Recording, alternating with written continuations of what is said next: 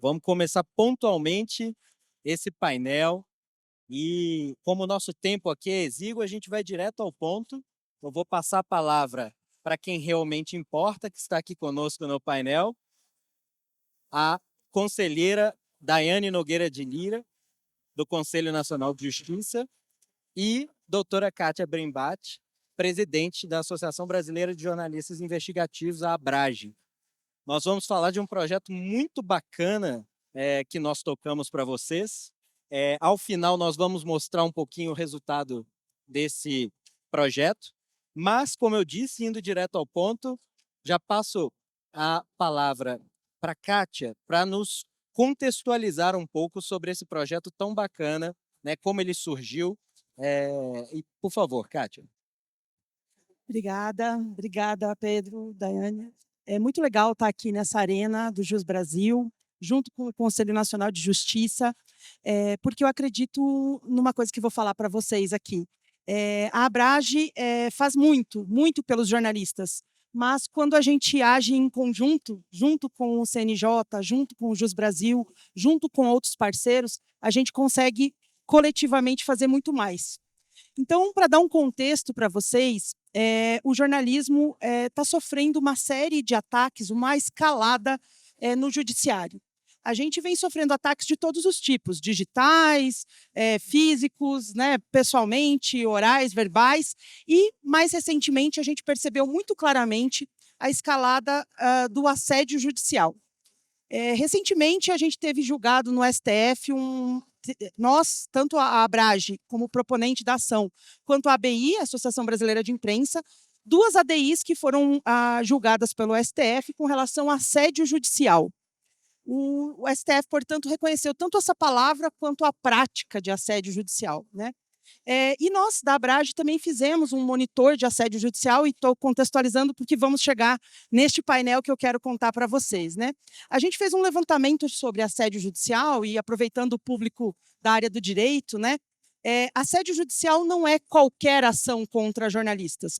É óbvio que jornalistas não são seres especiais que poderiam estar blindados de um processo judicial, né? Claro que recorrer ao judiciário em caso de alguma situação é direito das pessoas e a gente reconhece isso. O que é o assédio judicial? A gente conseguiu categorizar o que seria esse assédio judicial. A gente tem um documento sobre isso, quem se interessar está disponível na internet. Mas todo esse contexto é para dizer que existe um cenário de judicialização contra o trabalho da imprensa.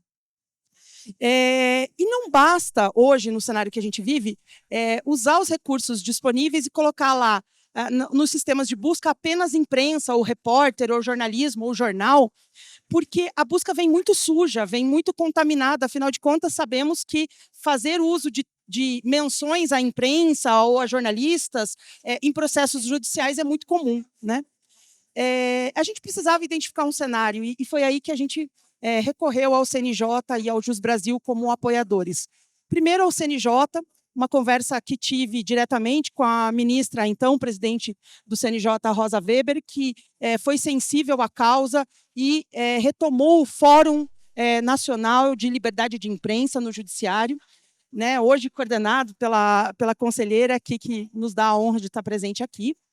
Esse fórum foi sendo mantido nas gestões posteriores ao comando da Rosa Weber, e nesse fórum a gente discutiu a necessidade de identificar o tamanho do problema para conseguir agir. Que problema é esse e o que é conseguir agir, né? A gente percebe que muitas decisões, principalmente de primeira instância, são equivocadas por desconhecimento, às vezes, do magistrado, da magistrada que decide com relação ao trabalho da imprensa, e às vezes até em contrariedade a decisões e entendimentos do STF. Por causa disso, a gente mobilizou o Jus Brasil, que já é parceiro da Abrage em outras iniciativas, e falamos: Jus, vocês conseguem nos ajudar com a super tecnologia de vocês para conseguir identificar o tamanho desse problema, dessas ações com relação ao trabalho da imprensa? E foi aí que o Jus começou num universo muito grande, bem poluído também, foi refinando, né, até achar 24 mil decisões de 2000 para cá, salvo engano, mais concentradas, obviamente, nesses últimos anos, porque, como falei, há uma escalada.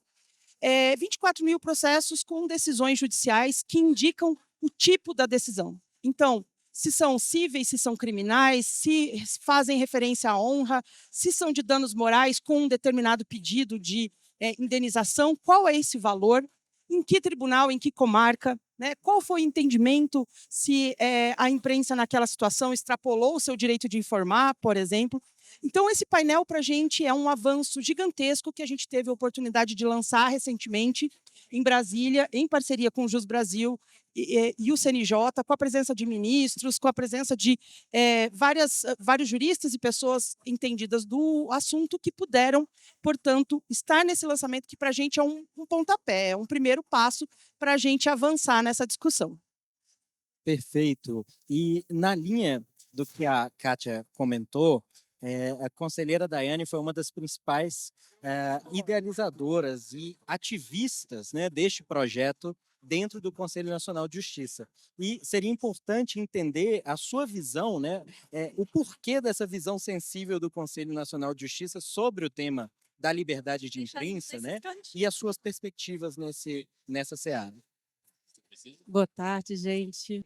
Então, o Conselho Nacional de Justiça, vocês sabem, a gente tem diversas pautas. Agora mesmo eu estava falando de inteligência artificial, falei um pouquinho de saúde e agora a gente vira a página e fala de liberdade de imprensa, não é? Mas por quê? Porque o CNJ, ele, como órgão nacional, ele tem, além da parte correcional, disciplinar, que às vezes é aqui se chama mais atenção em termos de atuação do CNJ, a gente trabalha muito forte em política pública judiciária. Não é? A gente tem no Brasil, nenhum outro lugar do mundo, a gente tem um Conselho Nacional de Justiça com a potência do CNJ. Porque o CNJ ele tem esse papel de olhar para o funcionamento efetivo do Poder Judiciário e lidar com políticas públicas judiciárias para que a gente torne nossa justiça mais qualificada, mais célere, mais eficiente, né, mais transparente. Então, todas essas questões, elas são relevantes para o CNJ e o CNJ, por meio disso, ele organiza comissões e fóruns temáticos relevantes. É por isso que eu estava olhando aqui naquela hora, olha, para relevantes e áreas de impacto social, não é? Impacto social. E uma dessas áreas de impacto social, a gente tem que reconhecer que é a liberdade de imprensa. Não é? A gente está num regime democrático, num Estado democrático de direito, e a gente não tem democracia sem liberdade de imprensa. Então, um dos papéis do Poder Judiciário, e o nosso Poder Judiciário Nacional, sempre foi um grande defensor da liberdade de imprensa, historicamente. O Supremo Tribunal Federal mesmo declarou a inconstitucionalidade, né, da lei de imprensa. Nesse evento que a Kátia falou, a gente lançou junto com o Supremo Tribunal Federal um catálogo com toda a jurisprudência do CNJ sobre liberdade de imprensa. São mais de 20 julgados do Supremo reconhecendo a liberdade de imprensa e tratando de temas específicos, dentre eles o assédio judicial, que foi esse que a Kátia falou, responsabilidade civil dos veículos de comunicação e outras questões relacionadas à liberdade de imprensa de uma forma geral. Não é? Então, essa é uma das áreas que o CNJ atua pelo impacto social, pela relevância, e ele tem um fórum, não é? Que é o Fórum Nacional de Liberdade de Imprensa, em que o CNJ ele junta, por meio desses fóruns, esse é apenas um exemplo, mas ele é um bom exemplo disso, porque ele tem um diálogo interinstitucional. Não é um diálogo do CNJ apenas com a magistratura, é um diálogo plural, em que a gente, por meio desses fóruns, dialoga com a magistratura, mas também dialoga com o próprio setor e os órgãos envolvidos, aqui especificamente na liberdade de imprensa, porque assim a gente consegue colocar todos os atores envolvidos ali numa mesma mesa. E política judiciária boa é política judiciária que funciona e que traz esse olhar plural mesmo para a magistratura, para quem atua ali na justiça no dia a dia. Então, essa foi a criação do Fórum de Liberdade de Imprensa, que inclusive foi criado pelo ministro Aires Brito, que a gente sabe que é um grande defensor da liberdade de imprensa. E nosso desafio no dia a dia é conseguir lidar com esse tema de extrema relevância, como a Kátia disse, falou, passou um tempo sem funcionar, a ministra Rosa retomou de fato, agora com o ministro Barroso, a Kátia, não é, Kátia, posso dizer aqui, né? Kátia ficava, Daiane, vamos lá, Gisele, com as meninas, vamos fazer alguma coisa e tal. E eu digo, vamos fazer. Mas assim, olha, eu sou daquele jeito que, tipo assim, ó, vamos fazer mesmo. Então, vamos lá, vamos fazer nosso evento, mas a gente tem que ter entrega. Fazer evento para fazer evento também não resolve. A gente precisa chamar a atenção da Magistratura Nacional. E aí vem a parceria com o Jus Brasil, que vou dizer para vocês, gente. Eu nem vou dizer o tempo que eles conseguiram fazer esse painel para vocês, porque foi algo que me surpreendeu. E eles simplesmente me deixaram assim. Eu digo, não vai. Eu achava que não ia dar certo, porque eu disse, é pouco tempo. Quando eles mostraram, eu disse, não, gente, olha, CNJ, dê seu jeito, isso vai ter que estar no ar, porque a gente tem que reconhecer o trabalho que o Jus Brasil fez por meio de inteligência artificial, algo que a gente no CNJ internamente nunca conseguiu fazer. E de uma forma assim tão rápida. E nesse evento, além de trazer esse painel, como a Kátia falou, a gente precisa trabalhar com a sensibilização dos magistrados. Porque nós temos, gente, 18 mil juízes em todo o Brasil. Questão de liberdade de imprensa, a gente atua com juízes, magistrados cíveis, magistrados, às vezes criminais, às vezes eleitoral, de uma seara de diversidade na magistratura, e nem sempre as decisões vinculantes elas chegam de uma forma tão clara para todo esse grupo de magistrados, não é? E daí o papel do CNJ. E uma das questões mais importantes desse evento, junto com o painel, foi chamar a atenção, trazer esse material que a gente falou para vocês, que traz essa catalogação de todos os julgamentos do Supremo relacionados à liberdade de imprensa, e trazer a Escola Nacional da Magistratura para junto, a Infam. O ministro Benedito, do mesmo jeito que a Kátia me aperreou, eu aperriei o ministro Benedito, e disse, ministro Benedito, a gente precisa trazer a Infam. Por quê? Porque a gente só vai conseguir, de fato, fazer com que esses julgados cheguem e sejam acessíveis às magistraturas se a gente tiver não só a Escola Nacional, mas todas as escolas da magistratura junto com a gente, levando exatamente esse entendimento. Não é? E foi aí que surgiu esse grande projeto, não é, no Fórum Nacional de Liberdade de Imprensa, que sem a participação da Abrage e da Kátia, especificamente, não teria saído realmente do papel, mas saiu. E o nosso desafio agora é colocar, agora com painel, com conhecimento, com os julgamentos, para que a gente entre nesses processos, não é? Faça uma análise mais qualitativa também, que a gente identifique os pontos em que a gente pode aperfeiçoar, para dali a gente apontar esses caminhos que a gente vai seguir. Né? A gente falou muito lá no nosso evento, no próprio CNJ, era apenas um pontapé inicial. O trabalho real ele vai ser feito a partir de agora. E eu acho que é justamente nesse ponto que eu queria passar para a Kátia, que é, dado a entrega que foi mencionado pela doutora Daiane e dada a parceria, né, que nós criamos, como a Abrage enxerga esses resultados para o jornalismo e, eventualmente, até para a sociedade como um todo, né, os próximos passos.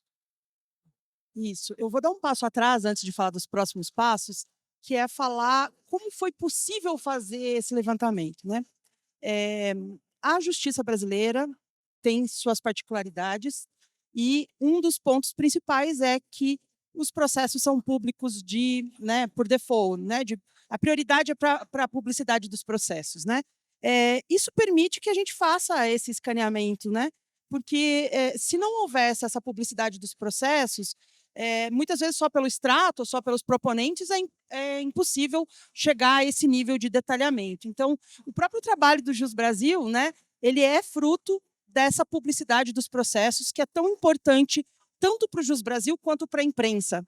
Eu diria, como parte, como repórter, como uma pessoa que já fez dezenas de reportagens sobre processos, né, que muito do que a imprensa traz a público e muito do que vocês sabem de várias decisões, várias situações, operações e mais um monte de coisas que a gente às vezes nem associa com a imprensa diretamente, é trabalho de profissionais de imprensa que tiveram acesso a determinados processos e conseguiram organizar essa informação, traduzir essa informação para quem não é operador de direito e conseguir compreender. Então, a publicidade dos processos é o primeiro ponto, né? O segundo ponto que eu queria falar, antes de falar dos próximos passos, é por que é importante falar sobre liberdade de imprensa. Tem gente que pensa assim, jornalista quer uma condição especial.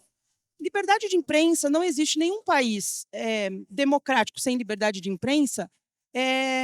Por quê? Porque está relacionado ao direito da população de ser informada. É esse o ponto. Está na Constituição a liberdade de imprensa como uma premissa, não porque se precisa garantir um espaço para o jornalismo, mas porque o jornalismo é esse intermediário, né, que faz perguntas, muitas vezes, desconfortáveis, para que esse acesso à informação chegue para as pessoas, né? Então, acho que esses dois pontos são essenciais. Para falar dos próximos passos, acho importante falar de duas situações também que estão interligadas com o painel. Uma é a questão do tema 995. Então, a gente também está mapeando como o tema 995, que foi julgado no STF, está sendo interpretado pelo Judiciário. Isso nos é muito importante, lembrando o que é o tema 995, né? Que é a responsabilização da imprensa por entrevistas dadas por terceiros, né? Então, se eu publico uma entrevista que foi dada por alguém, eu sou responsável civilmente, solidária na indenização, em que situações, de que jeito, se a imprensa agiu de boa fé ou má fé, né? Tem todos um monte de camadas aí a serem consideradas. Esse é um assunto bem premente para a gente nesse momento, né? Então, existem várias decisões recentes no judiciário que nos interessam acompanhar para saber qual tem sido o impacto delas na escala, né? Porque às vezes acontece um efeito em cascata de uma determinada decisão e a gente precisa mapear isso.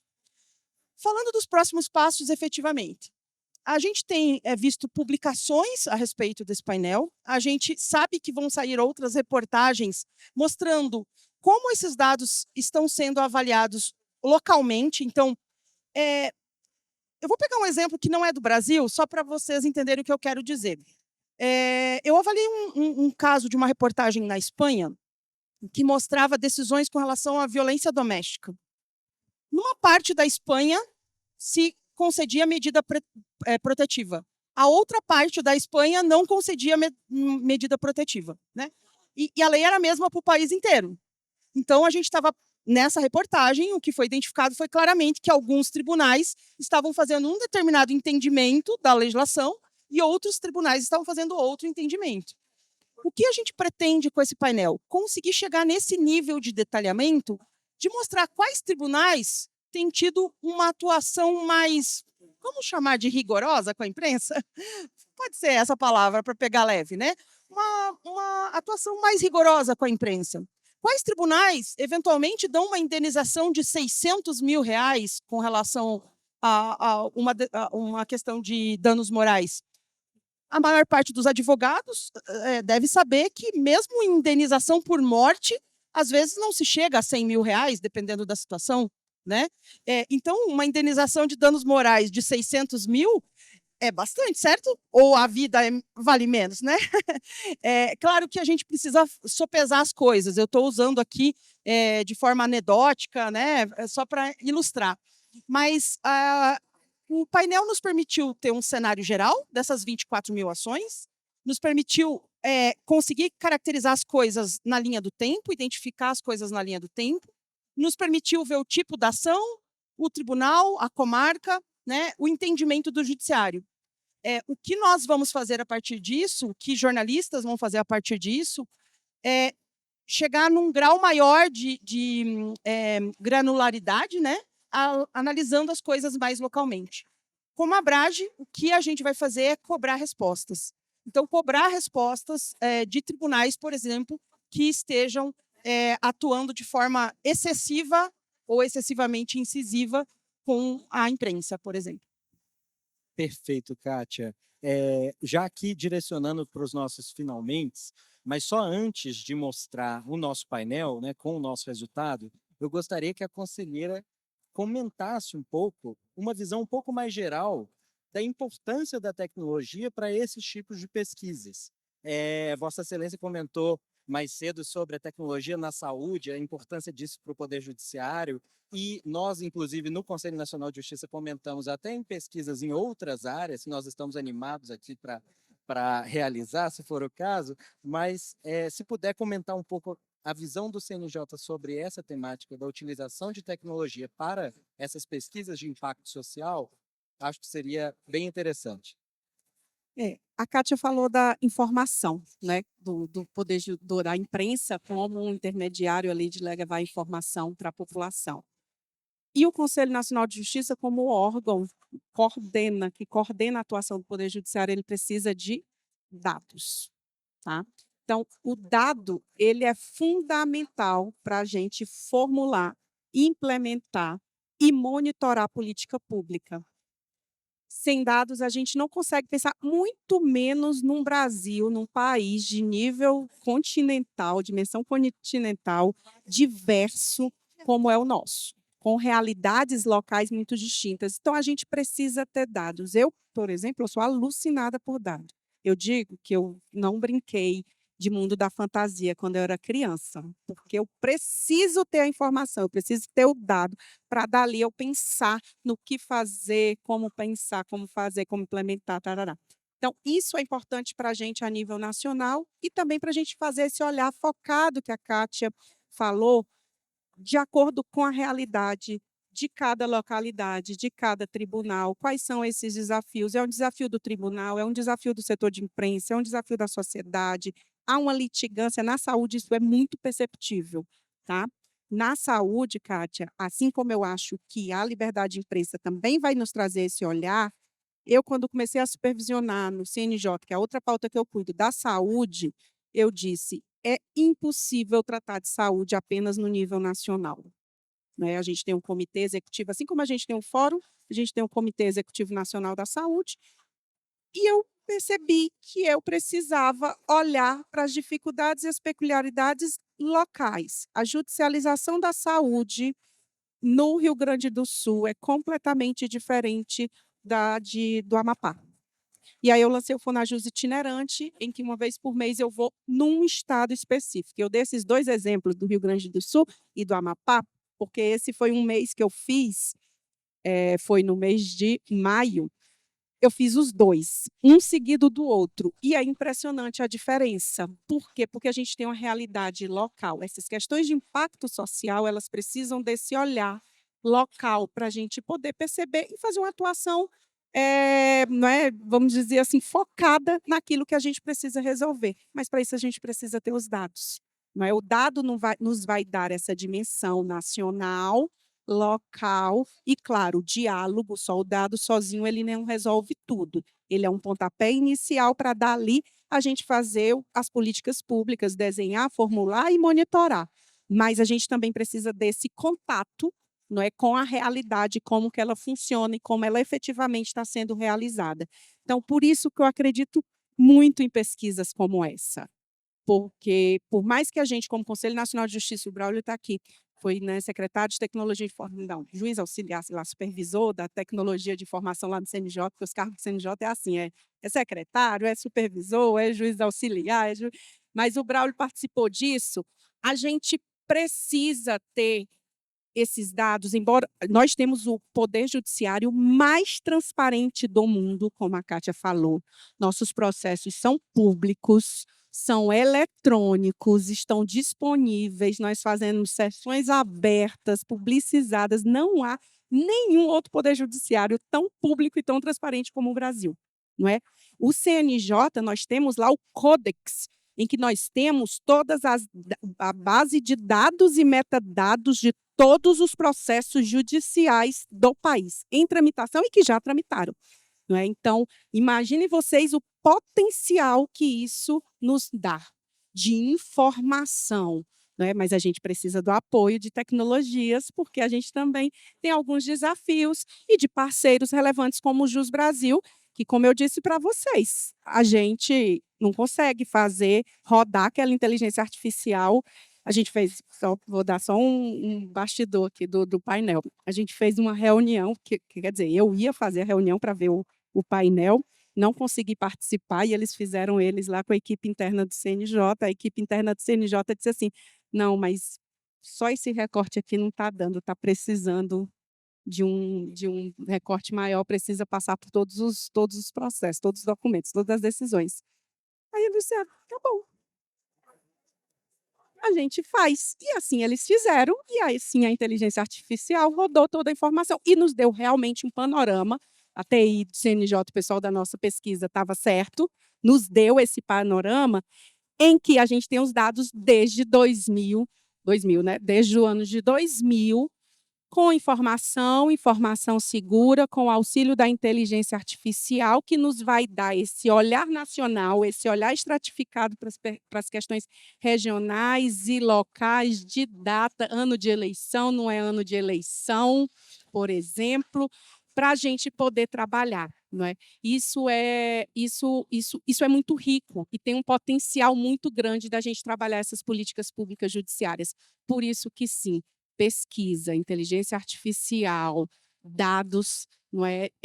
Elas não são importantes para questões de impacto social, elas são fundamentais para que a nossa atuação como Conselho Nacional de Justiça tenha, de fato, um impacto social, para que a gente consiga chegar na ponta, a gente consiga realizar uma justiça mais social, mais eficiente. A gente tem que sempre buscar eficiência, celeridade, não é? Mas que a gente, de fato, vai realizar a justiça na vida de todas as pessoas, não é? Não só na saúde do cidadão, mas também realizar a justiça na imprensa, que, como eu disse aqui para vocês, comecei falando disso e termino, é fundamental para o nosso Estado democrático de direito. Então, acho que a gente tem que usar esses dados, essas pesquisas em benefício de todos. Perfeito. Para terminar aqui muito pontualmente, eu acho que vale só Tchan, tchan, tcharam. Vamos colocar mostrar o painel. exatamente o painel aqui na tela, fazer um registro aqui, que ali, conselheira e Kátia, a Ana, a Cecília e a Renata, que estão sentadas, foram realmente quem colocou a mão na massa aqui, virou a noite para construir esse painel lá dentro do Jus Brasil.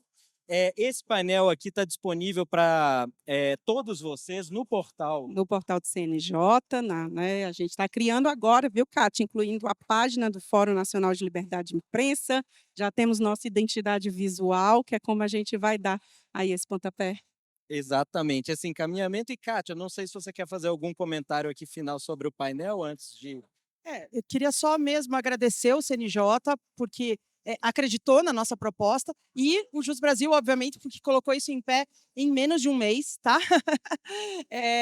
Com os ajustes já em menos de um mês. Então, aqui eu acho que é possível ter uma ideia do nosso desafio, né? 24 mil decisões que a IA considerou de alta relevância. A gente fez uma amostragem, uma checagem, e realmente eram decisões judiciais relacionadas ao assunto, né? Então, a IA conseguiu buscar isso. A gente consegue ver lá danos morais, remoção de notícia, propaganda eleitoral irregular, por exemplo. Essa foi uma novidade. Não que a gente não soubesse que em anos eleitorais, como a conselheira falou, a gente tem um ajuizamento maior de ações, mas ficou muito claro aqui, ó, dá para ver exatamente os anos, né, de eleições, como isso aumenta, e a gente conseguiu identificar ali 13% de ações no âmbito eleitoral. Isso para a gente é uma novidade, a gente não tinha dimensão de que talvez a gente precise atuar mais no eleitoral e não só no civil e no criminal. Obviamente, o criminal, apesar de ser 3%, é aquele que mais nos interessa, porque,